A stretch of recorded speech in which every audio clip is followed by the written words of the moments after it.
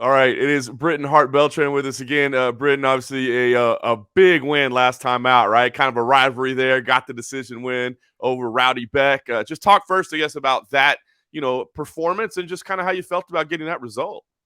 Yeah, honestly, it's kind of a tragedy that it wasn't hyped up as much as it was because one, it was a rematch. Beck is undefeated and really an OG and BKFC. So, but it wasn't really hyped up and it sucks. But at the same time, it's still great for me. I had like a lot of personal things I was dealing with, a lot of mental battles. So it was a really tough, weird fight camp for me. But you gotta walk it like you talk it. And for years, I've been saying, I knew I beat her the first time. I really truly believed I got robbed, slip or knock down, doesn't matter. I still feel like, I beat her the other 4 rounds. So I really truly felt like I won. So to me, the rematch was always like something in my head that I knew that would be easy. But at the same time, nothing, we're talking about bare knuckle. It's never easy. But, training, mental, putting everything into it makes the fight easy. I really try to stand behind that and believe that. So I already had that self belief, which was kind of part of the trash talking that was dealt with earlier because she was like saying, trying to give me a compliment, but basically saying that my self belief, was a delusional reality and it's got me this far, but I'm really delusional. But it just shows, I made it look so easy going in there. And I really have to give all the credit in the world to Ryan Perez, because he was the one who formulated the game plan. And I really just want to say, uh, people that talk about me and you can't please everyone, they hate or love you, but it's so funny because people are like, oh, she's wild, she doesn't have composure, she just hits the panic button. And we went out there and it was like sometimes I would get her in the clinch and I'd be like, oh no, we're not supposed to do this, no panic button, and I would let it go and reset and go back to boxing. And it was just like, man, they called the sweet science for a reason because it was like, I mean, just everything was working. Huge win. I knew it was going to come regardless of the mental bullshit, but it did feel good. On to the next. That's awesome. And we'll get to that because obviously you have a huge fight coming up. But I guess I just wanted to ask about like the time after the fight. As you said, you were dealing with a lot of emotions, right? I mean, there was so much going on when we talked ahead of the fight. I know you said a bare knuckle fight is tough on the body, but you had a lot of tough things going on with the mind as well. So I guess what was the time like after the fight? I mean, did you take some time away? Did you need a little time to kind of decompress, I guess, and deal with everything?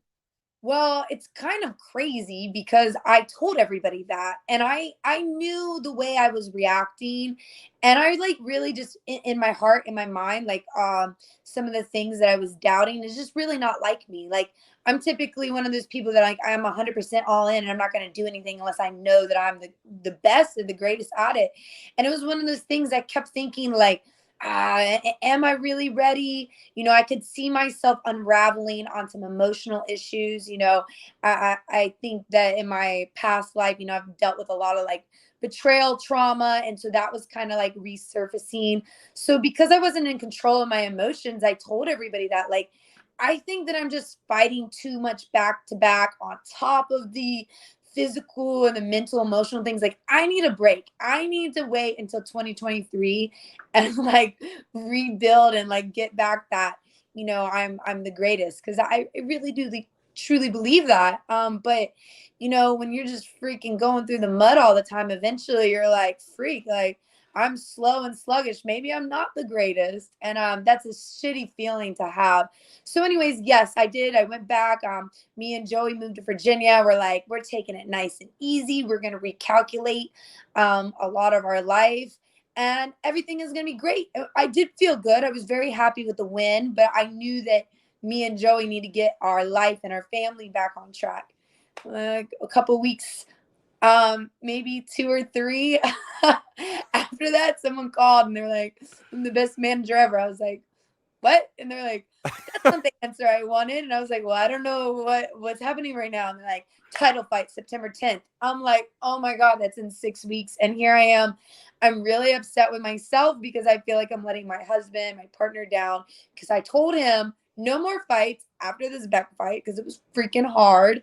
And we'll come back in 2023. I know the Christine and Taylor fight's happening. I imagine it's going to be a bloodbath and they'll need a couple months to recover from that. So it would be perfect for me and we can set something up. I'm kind of like thinking maybe I'll be in the third Knuckle Mania and that will be perfect. So I felt really like in my heart, like maybe I wasn't doing my family the right justice. Like, here it is, I'm done fighting. And then, oh, never mind, September.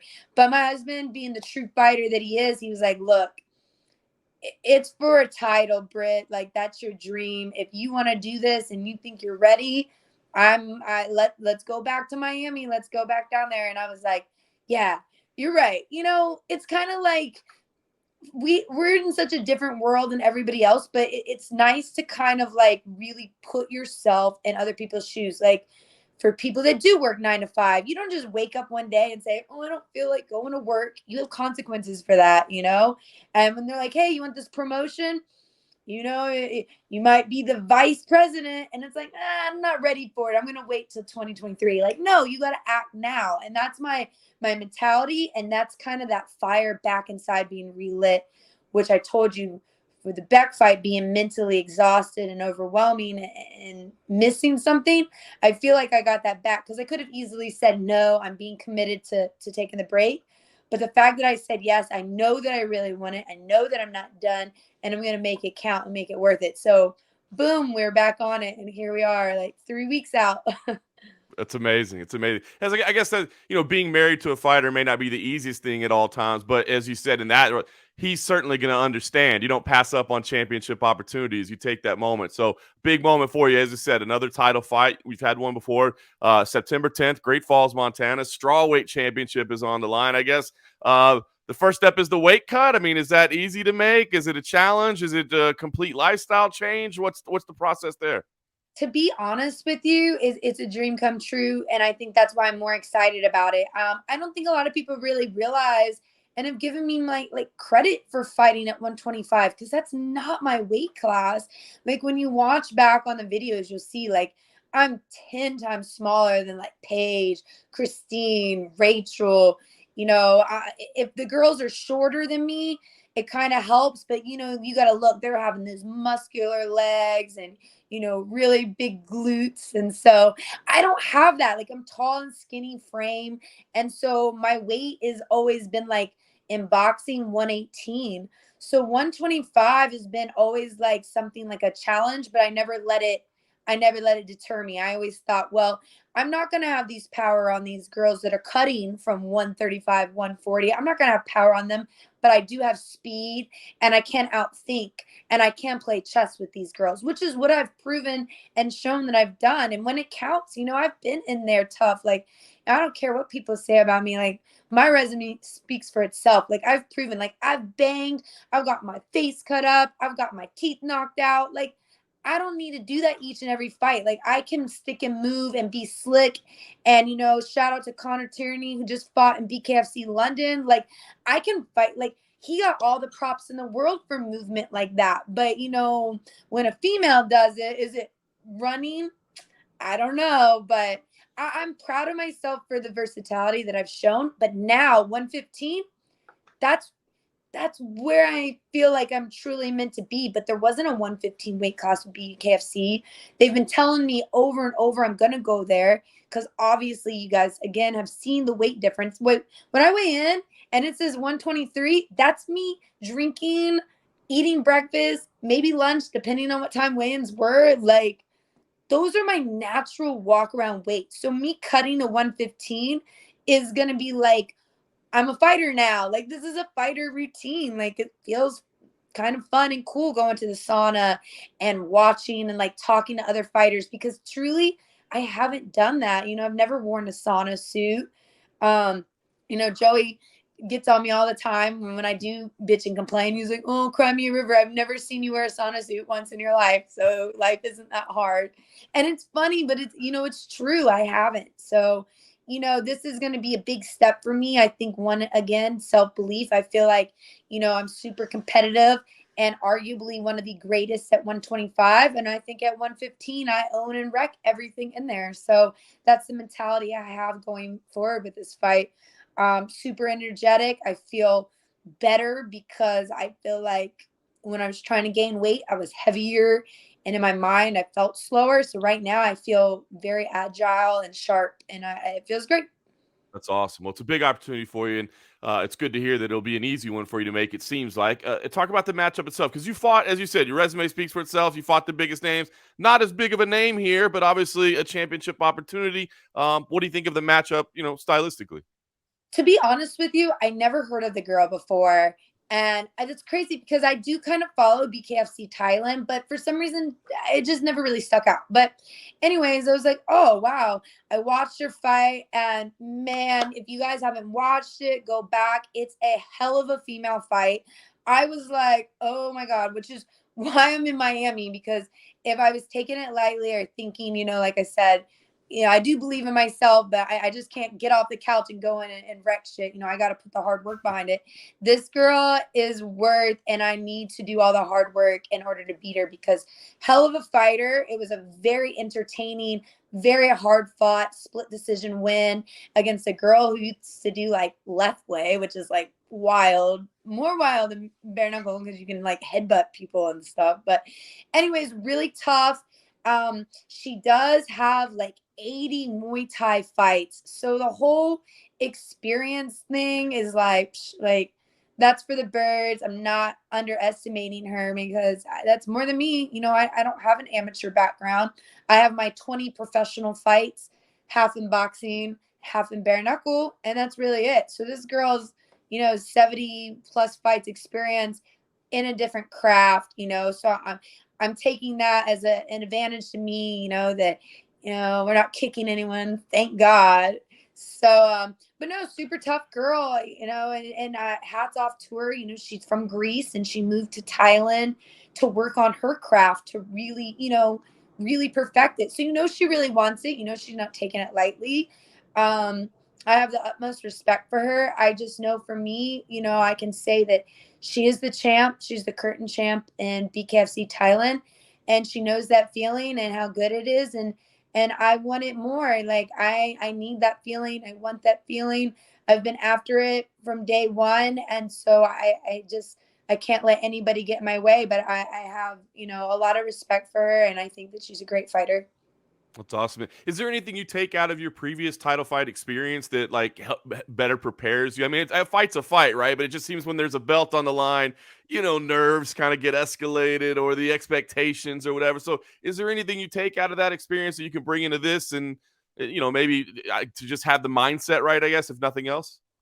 Yeah, it's a tough one because it's like it does mean everything to me. It really does. Like the title is like my cherry on top. Like I have nothing else to prove to anybody besides, I need to have something that I can hold to show people I'm the champ and tell them to shut their damn mouth. But, other than that, it's crazy because in my boxing career, I was thrown to the wolves like that. Like, I fought, four current WBC champs in boxing.